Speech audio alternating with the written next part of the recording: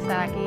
Quiero agradecer a Patricia, a Jesús, a Raquel que me hayan invitado y que me den esta posibilidad de que intercambiemos puntos de vista, ¿no? O propuestas, ¿no? Porque mi idea aquí es traeros una serie de propuestas, algunas que están en el Estatuto del Artista, que me parecen muy acertadas, ahora lo veremos, y otras pues que yo creo que estaría bien en esta hoja de ruta que se inicia con el Estatuto del Artista, pues incorporarlas en estas propuestas legislativas de la que hablaba Patricia, ¿no? Bueno, en primer lugar quería dejar varias cosas encima de la mesa, ¿no? Antes de meternos con las medidas. En primer lugar, la importancia del Estatuto, por su propia existencia. O sea, se lleva años y años reclamando que existe un Estatuto del Artista. Entonces, bienvenido el Estatuto del Artista, que pone sobre la mesa una realidad, y es que los artistas presentan unas características homogéneas que hacen que su fiscalidad deba apartarse en algunos puntos de los regímenes generales, que es lo que vamos a ver hoy, ¿no? Hasta ahora, como sabéis, no hay un régimen propio del artista, y el estatuto, y además, como os digo, de una forma, yo creo, bastante coherente y bastante pensada, pues lo ha puesto encima de la mesa, y ya solamente eso creo que es un avance impresionante. En segundo lugar, como os decía, saludemos también que las medidas son muy adecuadas, y en este punto me interesa mucho destacar, además hemos estado hablando antes de ello, que el estatuto se limita conscientemente y acertadamente a las medidas que responden a características intrínsecas del artista, no beneficios fiscales, y me parece muy acertado que lo diferencie. Por supuesto, podemos hablar de beneficios fiscales, que debería haber, hay y debería haber más en el mundo, con un poco la discusión, subvención, beneficio fiscal, que eso ahora lo podemos luego discutir, pero es un tema en el que el estatuto, de forma acertada para no contaminar a lo que se quiere dirigir, no entra. Entonces el estatuto, como os digo, no entra en beneficios fiscales. Desde el principio dice que va a emprender medidas, tanto en el tema laboral, pero bueno, lo que nosotros ahora estamos en el tema fiscal, que responden a características de los artistas, por ejemplo, la irregularidad de sus rentas, que deben condicionar el régimen fiscal.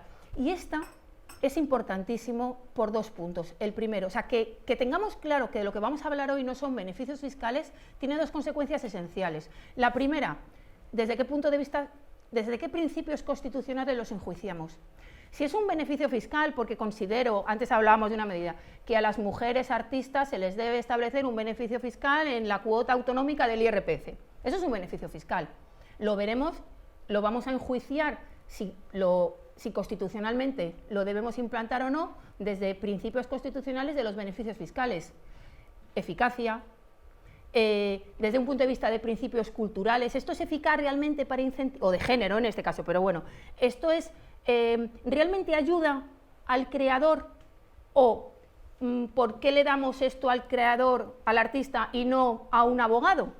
Bueno, esas son las preguntas que nos haremos, con lo cual los principios constitucionales serán diferentes, pero si decimos, como dice el estatuto, esto no son beneficios fiscales, esto responde a características intrínsecas, el principio constitucional será el de capacidad económica.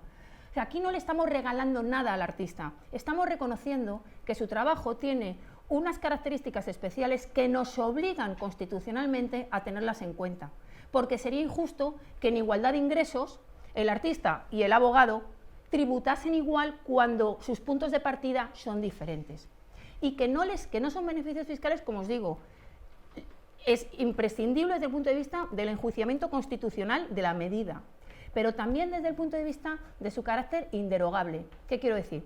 Si un poder público en un determinado momento decide establecer un beneficio fiscal, pues porque vemos que queremos estimular la cultura, el siguiente grupo parlamentario con mayoría puede anularlo, porque considere que en vez de ayudar a los artistas, quiere ayudar a los zapateros, ¿vale? Pero si decimos que no son beneficios fiscales, sino que son medidas que responden a características peculiares, no podemos derogarlo, porque entonces iríamos en contra del principio de capacidad económica. Es decir, si todos tienen que contribuir de acuerdo con su capacidad económica, pero todos, y eso lo ha dicho el Tribunal Constitucional 1000 veces, dependiendo de sus características. No todos tenemos que tributar igual, si somos familia numerosa nos condiciona la capacidad económica, con lo cual, insisto, no son beneficios fiscales, son medidas que responden a determinadas características. Características que hasta ahora nunca se han tenido en cuenta, lo cual suponía, o supone, porque todavía no se han modificado, una penalización a los artistas. O sea, que cuando dicen, no, es que los artistas reclaman un régimen privilegiado, no. No en este punto, insisto, ¿eh? Los artistas reclaman tributar de acuerdo con su capacidad económica. ¿Cuáles son estas características específicas del mundo cultural? Porque claro, si estamos diciendo las medidas fiscales están justificadas en las características del artista, habrá que saber cuáles son esas artistas, porque las que no respondan, las medidas que no respondan a las características ya serán beneficios fiscales con otros criterios de enjuiciamiento completamente diferentes, ¿vale? Esas características que a mí, que vienen en el estatuto algunas y otras que yo creo que, vamos, que realmente existen, pero que pongo encima de la mesa por si se nos ocurren otras, son la irregularidad de las rentas, ¿no? Los artistas no suelen recibir rentas con carácter regular, sino que un año ganan mucho, 2 no ganan nada, pues un músico que compone, un director que crea una película, lo que sea. Asumen unos gastos, incluso cuando tienen una relación de dependencia, y cuando son trabajadores dependientes, asumen unos gastos que otros trabajadores dependientes no asumen por la propia condición del trabajo. El violinista, que aunque esté en plantilla de una orquesta, él tiene que repararse el violín, comprárselo, lo que sea. El carácter específico de las rentas derivadas de derecho de autor, y esto tiene mucho que ver con el tema laboral, la desigualdad de género, que lo has mencionado, Patricia, y que es que el propio estatuto, a mí también me llamó la atención porque el propio estatuto expresamente dice que la Comisión considera que todas las recomendaciones deben aplicarse con atención específica a la desigualdad de género. Todas. Por eso creo que hay que dar una pensada. A mí hay en medidas donde no se me ocurre que podamos tenerlas en cuenta, pero en otras sí, ¿vale? Pero siempre tenemos que tener esa perspectiva según nos pone la hoja de ruta del informe de la Comisión. El carácter personalísimo de la actividad, que incide mucho, como luego veremos, en las sociedades de artistas, ¿vale?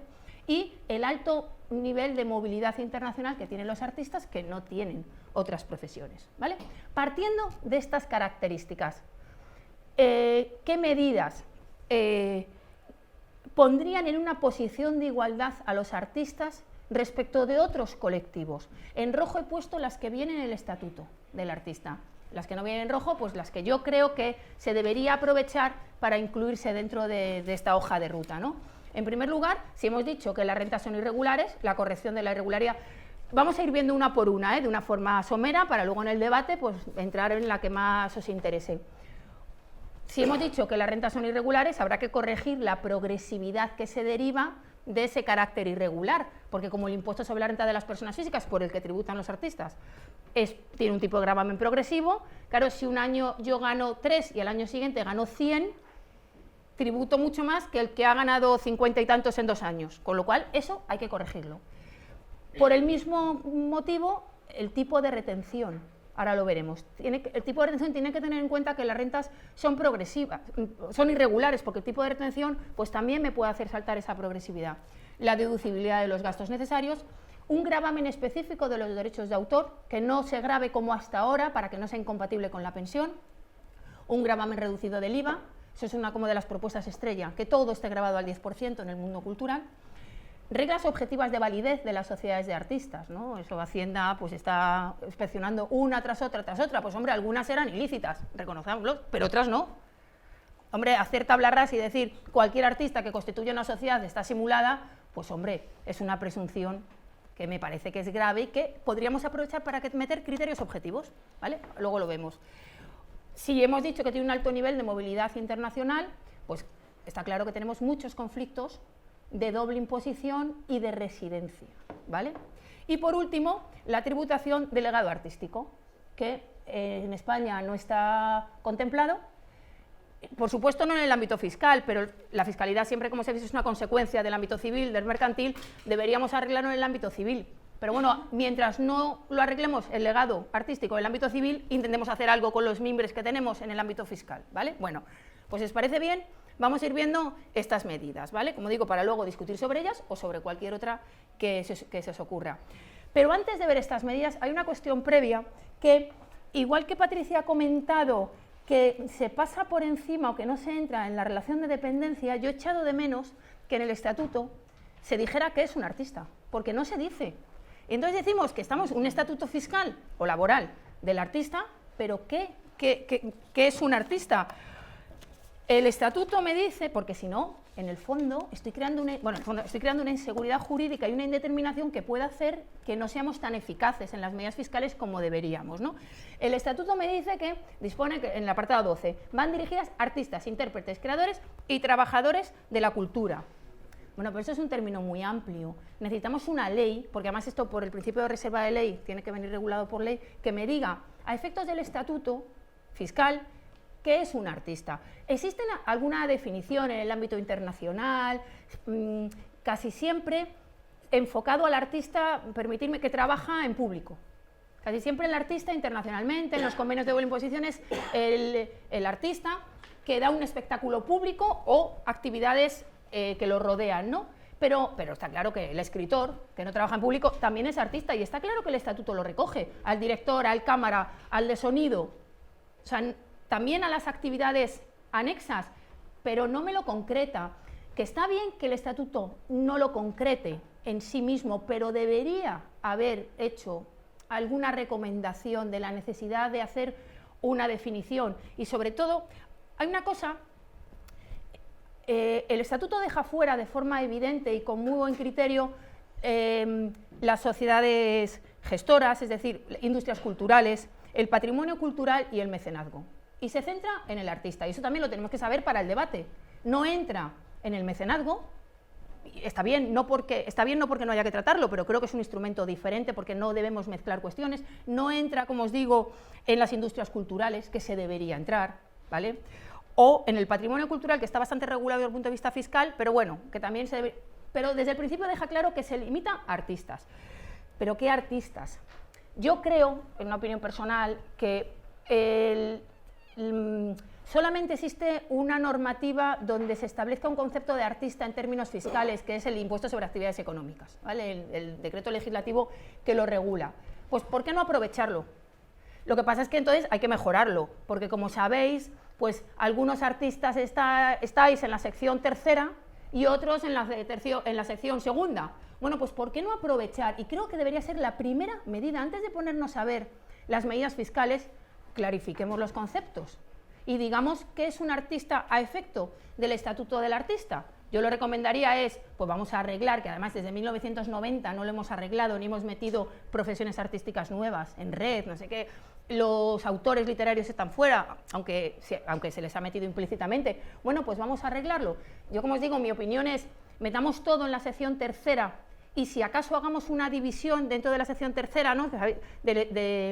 Del impuesto, de la normativa del impuesto sobre actividades económicas, que se llama Estatuto del Artista, y digamos, pues de todos estos dentro del Estatuto del Artista están tal, que eso sí es problemático, porque hay profesiones artísticas que claramente están dentro, pero tendremos que pensar, ¿las profesiones conexas están dentro o no?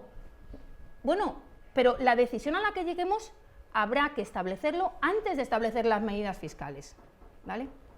Entonces creo que esto es un punto de incertidumbre que deja abierto el Estatuto del Artista, que puede hacer naufragar un poco las medidas fiscales, y que creo que sería bueno arreglarlo desde el principio, ¿vale? Entrando en las medidas fiscales, ¿no? En la progresividad. Pues como sabéis, la irregularidad de las rentas del artista se manifiesta de dos formas. Uno, en la generación de derechos de autor por escritores, artistas visuales, etcétera, cuyo plazo de producción es superior a 2 años, el escritor que está 3 años escribiendo un libro, el tercer año gana 100.000 euros, pero ha estado 2 años sin ganar. Si tributa todo, el tercer año tributa el tipo máximo, mucho más que el abogado que tributa por 33.000 euros cada año, cuando al final su ganancia, su renta, su capacidad económica es la misma. Y en segundo lugar, también hay una irregularidad en las rentas en aquellas profesiones que a lo mejor su trabajo no lleva más de 2 años, pero es muy irregular, es muy fluctuante, porque un actor, un año gana mucho, pero a lo mejor el año siguiente no gana nada, ¿no? Bueno, pues esta irregularidad no se arregla en el impuesto sobre la renta de las personas físicas, porque, seguro lo sabéis, ¿no? El impuesto sobre la renta de las personas físicas corrige las rentas irregulares en dos casos, que en ninguno se aplica a las rentas artísticas. Uno dice rentas irregulares y establece una lista, dentro de la cual solo están los premios no exentos. Entonces, el premio no exento se reduce en un 30%. El premio cultural es lo único que está dentro. Entonces, rentas irregulares no estamos en el listado, pues nada, nos olvidamos. Y además se corrige la progresividad mediante esta reducción del 30%, es decir, que solo tributas un 70%, dice, en aquellas rentas que derivan de actividades con un plazo de producción superior a 2 años. Decimos, estupendo, aquí están las rentas artísticas, pero establece una coletilla, que es la que nos excluye. Dice, excepto que la actividad genere de forma habitual esas rentas irregulares. Un abogado, un artista, con lo cual nos quedamos fuera. El estatuto dice, vamos a arreglarlo, ¿vale? Lo vamos a arreglar primero, se mete en el mecanismo. Yo creo que es mejor no entrar ahora porque es un tema técnico, cualquiera de las 3 formas está bien, o lo que dice más o menos es, deja libertad entre los 3, dice, vamos a arreglarlo, el mecanismo que existe actualmente es la letra C, la exención del 30%, si ganas 100, tributas por 70, ¿vale? Pero establece, te dice, bueno, también sería posible sumar las rentas de 3 años, más o menos, y dividirlo por 3. O bien aplicar un tipo de gravamen suavizado. Bueno, da igual, con independencia de cuál sea el mecanismo, yo creo que la letra A es mucho más justa, pero la C es la que tenemos ahora y implica no modificar nada, lo cual también es cómodo, porque además en España las rentas irregulares se corregían por la letra B, por la promediación del tipo de imposición, y se modificó por la letra C, porque da mucha más seguridad jurídica. Bueno, no nos ponemos a dividir por el número de años, tal, la prueba, qué rollo, lo que hacemos es que tú tienes una reducción del 30%, tributas el 70%, ¿vale? Bueno, y lo que dice es, bueno, pues para conseguir que a las rentas culturales se les aplique este 30% o el mecanismo que se considere oportuno, tenemos que hacer 2 cosas. Para las rentas fluctuantes, para aquellas que un año ganas mucho y otro año ganas muy poco, lo metes en el listado de rentas irregulares, ya está, y entonces lo aplicas.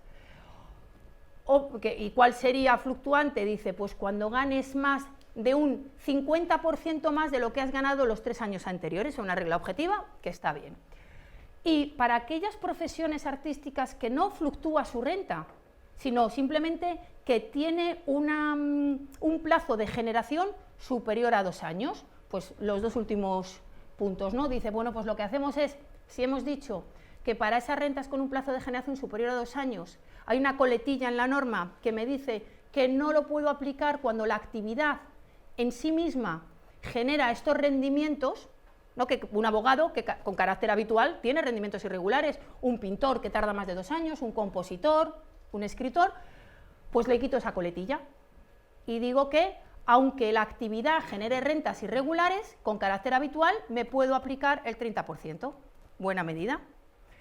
¿Qué pasa? Que tenéis que tener en cuenta que hay una sentencia de 19 de marzo del 2018 que entra en esto, en un recurso de casación, y que entra precisamente en el tema de la abogacía, pero sería igual de aplicable en el tema cultural, en qué pasa con el artista que se aplica la reducción del 30%, pongamos, porque ha pintado un cuadro y ha tardado 3 años. Y los 100.000 euros que gana se lo reducen un 30% y tributa por 70.000. Hasta ahora Hacienda le decía, no te puedes aplicar la reducción porque la actividad del pintor, lógicamente, lleva un plazo tal. ¿Qué dice el Tribunal Supremo en esa sentencia importantísima? El carácter habitual de estos rendimientos irregulares no van dirigidos a la actividad, sino a la persona. Es decir, que si el pintor normalmente tiene rentas regulares y de repente le encargan un cuadro enorme y tarda más de 2 años, por esa renta de ese cuadro sí se puede aplicar el 30%. Y esto cambia muchísimo, y bueno, y además va dirigido directamente a los abogados. Cambia muchísimo. Es decir, que tendríamos que aprovechar esta reforma legislativa para incorporar lo que con certeza nos ha dicho el Tribunal Supremo, y es que por supuesto que hay que intentar arreglar el carácter irregular, pero es que de forma directa, cuando el artista normalmente no obtiene rentas irregulares y excepcionalmente obtiene una renta irregular, ya puede reducirse en un 30%. Aparte de que luego mejoremos la normativa para que sea con carácter general. ¿Vale? Entonces es una sentencia muy importante. Decíamos que la irregularidad, entrando en la segunda medida, la irregularidad de las rentas también tiene que aplicarse en los tipos de retención, y eso lo hace muy bien el Estatuto del Artista. Establece que los tipos de retención, en vez de ser del 15% tal, que lo rebajemos, en algunos casos justificados. Por ejemplo, cuando el artista obtiene unos rendimientos por debajo del salario mínimo. En ese caso, que le retengamos en vez de un 15, un 5. Y en el segundo caso, para contratos de duración inferior a un año, derivados de relaciones laborales especiales de artistas en espectáculos públicos, un 2%. Como digo, ahí la verdad que creo que poco hay que decir porque es un criterio de justicia. Tercera de las medidas, la deducibilidad de los gastos. Creo que el Estatuto también responde de forma acertada. Diferencia gastos para artistas trabajadores dependientes, gastos para artistas dados de alta a una actividad económica, ¿no?, que tributan, como sabéis, diferente, ¿no? Para los artistas trabajadores dependientes, pues hasta ahora no hay gastos, muy pocos, como para el resto de contribuyentes, nada, insignificante, ¿vale? Lo que dice el Estatuto es, bueno, es que los artistas tienen una peculiaridad que otros trabajadores dependientes, un profesor de universidad, pues no tienes. Hombre, a lo mejor te tienes que comprar el código, pero vamos, no tienes. Pero un artista sí tiene unos gastos muy importantes que otro trabajador dependiente no, con lo cual reconoce una realidad, ¿no? Como sabéis, formación, y además la verdad que con bastante sentido común, con límite de 500 euros, y siempre que no exista, por ejemplo, en el caso de la formación, una escuela pública que te dé esa formación gratuitamente, o sea que yo creo que de forma bastante comedida. Y en cuanto a los gastos, cuando el artista está dado de alta, aquí, como sabéis, a los titulares de actividad económica se les permite deducir cualquier gasto que tenga que ver con su actividad, pero Hacienda suele ser muy restrictiva y hay muchísimos litigios y mucha inseguridad jurídica sobre cuándo acepta un gasto y cuándo no, ¿vale? Y lo que el Estatuto aprovecha es para establecer unos criterios objetivos que además dice que recomienda no aplicar solo a los artistas, sino a todos los titulares de una actividad económica, porque ahí sí que no hay ninguna diferencia. Por eso os digo que el Estatuto tiene bastante sentido común, y cuando ve que es una regulación donde no está justificado que sea para el artista, porque en cuanto a los gastos que asume el titular de una actividad económica cultural es igual que los de otro sector, el propio Estatuto dice hagámoslo para todos.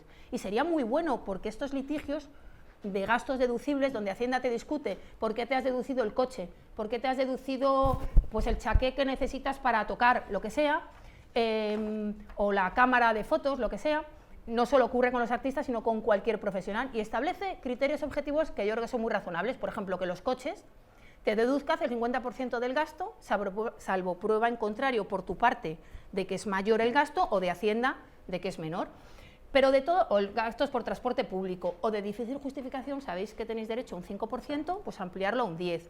O, por ejemplo, si tú en tu casa tienes también tu despacho profesional, pues establecer unos criterios de deducción de los gastos que compartes, casa y despacho. Pero solo sí quería decir una cosa, porque el resto me parece bien, no tengo nada que decir, sobre el segundo, gastos de relaciones públicas relativos a restauración, hostelería, viajes y desplazamiento. Y el criterio es el 50% del gasto, y no discutimos, con un límite del 5% del volumen de ingresos del artista.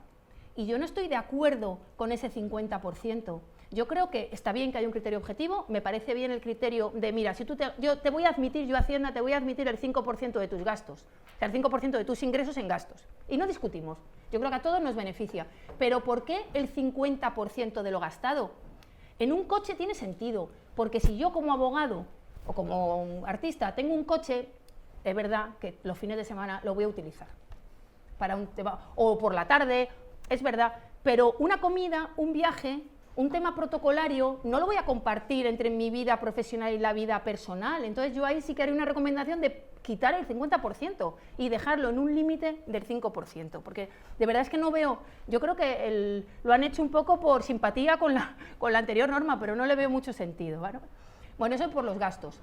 Y por las tarjetas Black. Sí. Que hay tan una presunción de que los gastos de restauración y los gastos de no sé qué ya están demonizados. Claro, pero lo limitas con el 5% de tu volumen de ingresos. Oye, o dices, no, porque esto es salvo prueba en contrario. Hacienda puede decir tarjetas Black, oye, esto no tiene nada que ver con tu actividad económica, no te permito nada.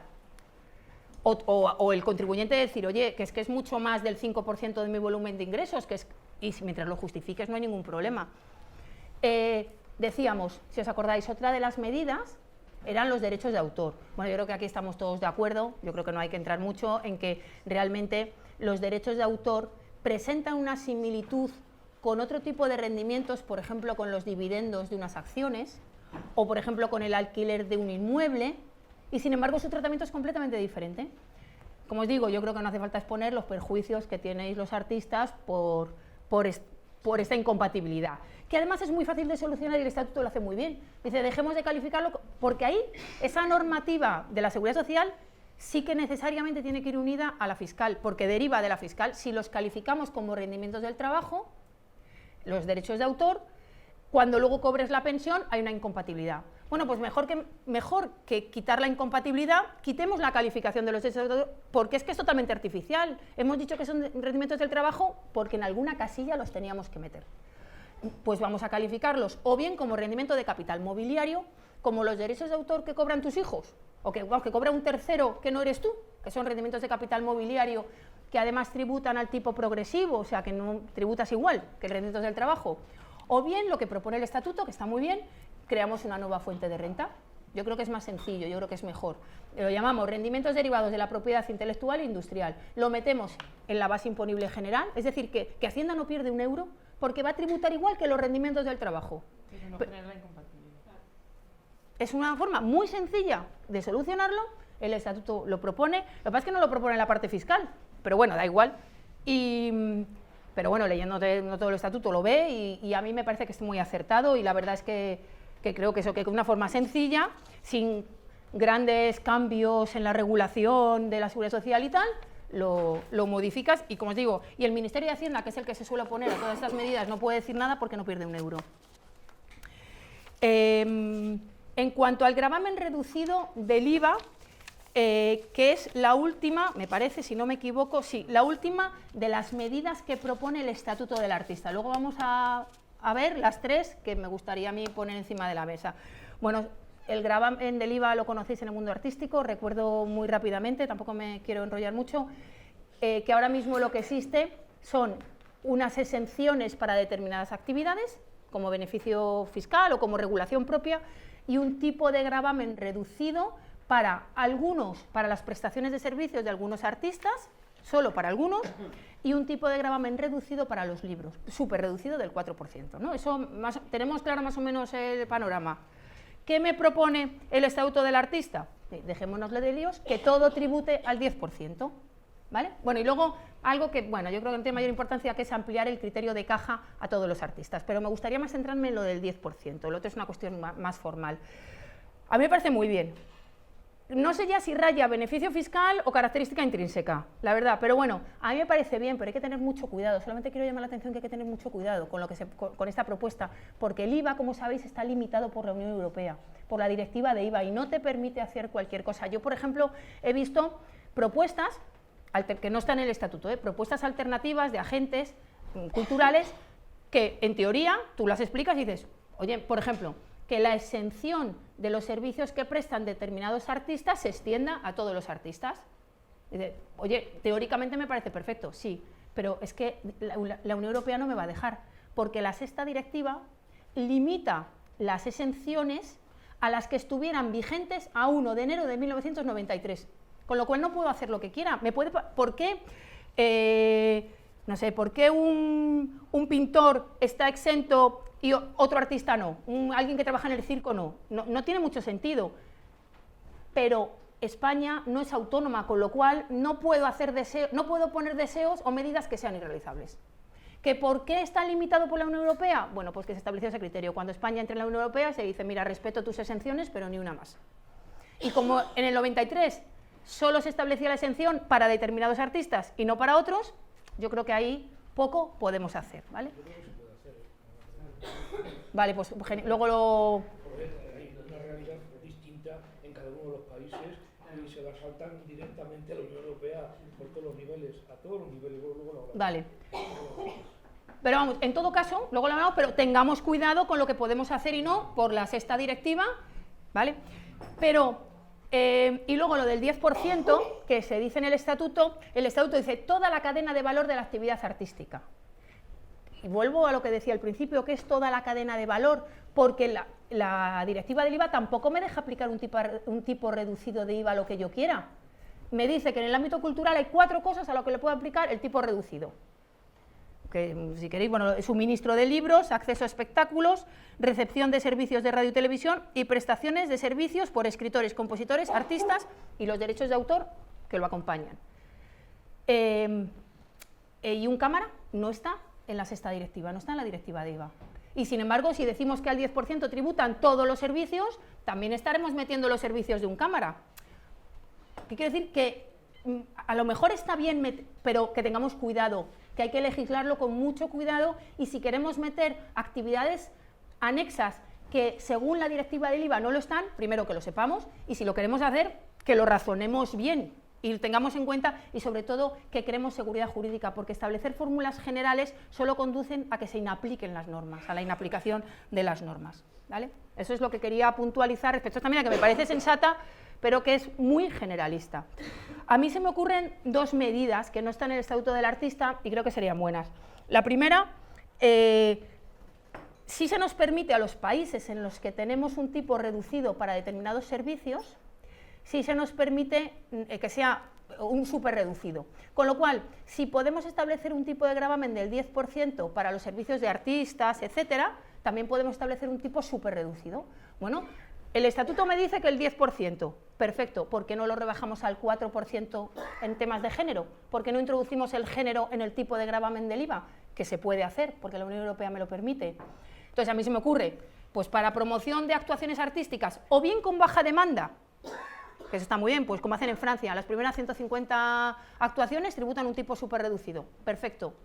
O bien producidas por mujeres, realizadas por mujeres, donde tengamos en cuenta la perspectiva de género. Yo creo que sería una medida que sería fácil de aprobar. Y luego creo, simplemente quería llamar la atención, la necesidad de actualizar el concepto de objeto de arte a efectos fiscales, porque sabéis que el concepto te obliga, para que sea objeto de arte, obra de arte, a efectos fiscales, con todas las consecuencias que ello tiene en el IVA, que no vamos a entrar, te obliga a que esté hecho a mano por el artista. Entonces, hombre, es que nos hemos quedado un poco desfasados, ¿no? Con lo de hecho a mano, porque entonces todo lo que sea en red, no es... Concha, ¿qué haces aquí? Claro, es que... ¿Por qué no eres artista? Que lo sepas. Es que da un poco de rubor no actualizar eso, y eso también es muy fácil de actualizar.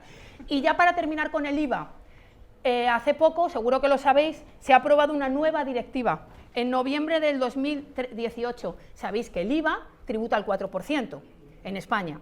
Y a nivel de la Unión Europea, a nivel español, ¿y por qué el libro electrónico no? Bueno, pues ya se admite expresamente por la Unión Europea también gravar al 4% el libro electrónico. Yo creo que en España no habría que hacer ninguna modificación, porque la ley del IVA no dice que sea libro en papel, o periódico, o revista en papel, no dice nada. Con lo cual yo creo que ni siquiera habría que hacer una modificación. Pero bueno, si aprovechamos el desarrollo legislativo del Estatuto para decirlo expresamente, mejor. Y llamaros la atención que tiene mucho cuidado con los contenidos audiovisuales. Y dice, libro electrónico sí, pero por Dios, nada de contenido audiovisual al 4%, y lo dice expresamente, ¿vale? Bueno, os decía que junto a estas medidas, yo creo que habría 3 que sería imprescindible que el legislador las incluyera dentro del desarrollo normativo del Estatuto. Reglas de validez de las sociedades de artistas. Bueno, sabéis que sois un objetivo prioritario de Hacienda, como artistas. Y además, si tenéis alguna infraestructura societaria, seguro, ¿vale? Sabéis que hasta el año 2012 tributabais por transparencia fiscal, es decir, las sociedades no existían y tributaba directamente el artista, se imputaba toda la renta. Si en el año 2012 se quita la transparencia fiscal. ¿Cómo reacciona Hacienda? Dice, sí, a mí me vas a quitar la transparencia fiscal, toda sociedad artista está simulada. Entonces, sistemáticamente declara simulada cualquier sociedad de artista. Eso es una transparencia fiscal en el fondo, porque te dice todo lo que gana la sociedad lo tributas tú como persona física, porque Hacienda lo que tiene miedo es que detrás de la constitución de una sociedad, que puede ser, haya que te quieras atribuir más gastos deducibles como sociedad, sobre todo que, como sabéis, el tipo de gravamen de sociedades es mucho más bajo que el tipo de renta y además haces un deferimiento de tus rentas como persona física, con lo cual pues tiene mucho interés tener una sociedad para cualquier profesional. Lo que pasa es que cuando Hacienda empieza a calificarlos como simulado, la doctrina lo critica y también la jurisprudencia. Y entonces ahora ya no solo lo califica como simulado, en algún caso, en otro lo califica como fraude de ley y en otros les aplica las reglas de la operación vinculada. Dice, no, vale, yo respeto tu sociedad, pero el artista tiene que imputarse todas las rentas menos unos pequeños gastos ganados por la sociedad, o sea que no ganas nada, no ganas nada. O sea, está siempre pensando en que hay un fraude detrás de la constitución de sociedades. Bueno, pues yo creo que habría que establecer una regla objetiva, pues decir, pues las sociedades de artistas que cuenten con una persona empleada, con contrato laboral y a jornada completa, como se hace, por ejemplo, en el alquiler de inmuebles. Bueno, es decir, que hubiera una regla, no sé cuál, yo creo que esas podría estar bien. Oye, si tienes un administrativo, pues ya le estás dando una cierta estructura a la sociedad, pero es una regla objetiva. Y en este punto hay un auto del Tribunal Supremo que admite un recurso de casación precisamente para determinar en qué casos las sociedades están simuladas. Y considera que hay interés casacional, que sabéis que es un requisito para... Los autos ahora del Tribunal Supremo de admisión son interesantísimos. Claro, es que... Al estar... No, es que al estar... Claro, bueno, porque delimita... Sí, no, pero delimita un poco lo que te van a decir, porque si lo admites porque realmente ve que hay un problema, sí. Entonces ya es un avance que el Tribunal Supremo vea que hay un problema. No se refiere a una sociedad de artistas, se refiere a una sociedad de abogados, me parece también, pero da igual, es lo mismo. Nos estamos haciendo el estatuto los abogados a los artistas. Es lo mismo, cuando se pronuncie sobre cuándo hay simulación, que esperemos que dé un criterio objetivo, pues mira eso que tenemos ganado para las sociedades de artistas. En todo caso, se pronuncia el Supremo, no sé, en el sentido que sea, en mi opinión... Hay que aprovechar el estatuto para un tema tan importante como esto. El penúltimo de los problemas, el tema de la movilidad internacional. A ver, como sabéis, pues puede haber una doble imposición. Por ejemplo, en las rentas de espectáculos públicos, como sabéis, suelen tributar donde realizas el espectáculo y los derechos de autor donde resides. Pero hay veces que no está tan claro el tema, que hay una doble imposición. A mí el estatuto no entra en este tema tampoco. Me parece bien. Aquí os he planteado los dos problemas que yo veo. Que en el segundo, en la corrección de la doble imposición no entre, es correcto. ¿Por qué? Porque ya tenemos convenios de doble imposición. España unilateralmente no debe ponerse a corregir, para eso tiene sus convenios. O sea que ahí el estatuto creo que es prudente y hace bien en no entrar. Pero sí que hay un punto que creo que sería muy importante que el legislador se pronunciase, que es en las ausencias esporádicas, porque afecta muchísimo a los artistas. Yo como profesora universitaria, sabéis que el criterio de residencia para tributar en España por el impuesto sobre la renta es que residas más de 183 días al año, incluyendo las ausencias esporádicas. Yo como profesora de universidad me ausento poco, pues vas a dar 3 días una conferencia, pero que serán 20 días al año como muchísimo, no es representativo, pero los artistas os ausentáis mucho, mucho. Pues eso no se computa, entonces tú te vas de gira durante 7 meses y sigues siendo residente en España. Bueno, yo eso lo puedo entender. Pero es que tú te vas a Argentina a hacer actuaciones durante 7 meses, que es más de 183, más la mitad, y sigues siendo residente en España a no ser que pruebes que eres residente en Argentina. Es decir, que cuando tú pasas más de 183 días al año fuera de España, para no tributar en España tienes tú que acreditar que eres residente en otro país. Bueno, pues eso, que es un problema, me ayuda mucho que ha venido el Tribunal Supremo también desde hace tiempo y en una última sentencia del 2018, pero en otras muchas, la jurisprudencia, dice que, respecto de un caso de becarios, pero que cuando, vamos a enfocarlo al artista, cuando el artista se ausenta menos de 183 días al año, si considera que no es residente en España, tiene que probar que es residente en otro país, parece lógico. Pero cuando es más de 183 días, no tiene que probar la residencia. Es la administración la que en todo caso tendrá que buscar dónde eres residente. Y esto es importantísimo para los artistas, que se pasan muchos más de la mitad del periodo fuera de España y ya no tienen una presunción de ser residentes en España. Pues esto creo que también podría aprovechar, o sea, toda esta jurisprudencia para ponerlo bien. Y por último, en cuanto al legado artístico, bueno, pues todos sabemos que es un tema bastante maltratado. Os decía al principio, con independencia de la figura civil, que no me atrevo yo a aconsejar, que debería regular el tema del legado artístico y una vez que estuviera civil nos meteríamos los fiscalistas, pero con la regulación actual que tenemos fiscal, creo que se podría mejorar el legado artístico. ¿Cómo? Bueno, en patrimonio yo creo que está bien tratado, porque existe una serie de exenciones donde el artista no tributa por su propia obra mientras esté en su patrimonio. Si tú tienes obra de otro artista y la dejas en depósito en un museo, tampoco tributas, con lo cual yo creo que en patrimonio lo que es el bien cultural del artista, bueno, yo creo que está bien tratado, pero en sucesiones no. En sucesiones existe una exención cuando entre padres e hijos te transmites o bien una empresa, o bien bienes del patrimonio histórico español o de la comunidad autónoma. Existe una exención del 95%, pero hay artistas que su obra no es patrimonio histórico español, ni de la comunidad autónoma. Y eso es cuando se lo dejan a sus hijos tributan, bueno, hasta tal punto, pues como os he recortado en el periódico, que tienen que venderlo o que darlo en pago de los impuestos. Pues a mí me parecería sensato que esa reducción que ya existe del 95% se aplicase no solo cuando yo heredo patrimonio histórico español, que me parece muy bien, sino también cuando heredas la obra de un artista con unas condiciones, eso sí, de mantenimiento y de exhibición. O sea, si me la voy a guardar en mi casa, no. Pero si yo lo voy a exponer en público, entonces creo que sería bastante razonable que esa persona tuviera un beneficio fiscal. Bueno, pues hasta aquí un poco así las diferentes medidas. Entonces, pues bueno.